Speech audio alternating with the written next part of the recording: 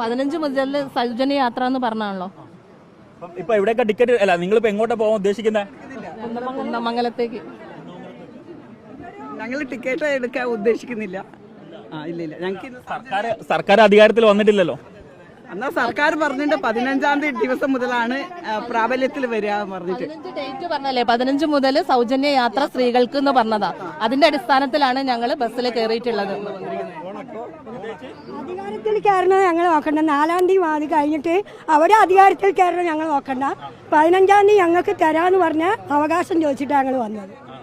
അപ്പം ഇനിയിപ്പോ ഇന്ന് ഇറങ്ങാനുള്ള പരിപാടി ഇല്ല.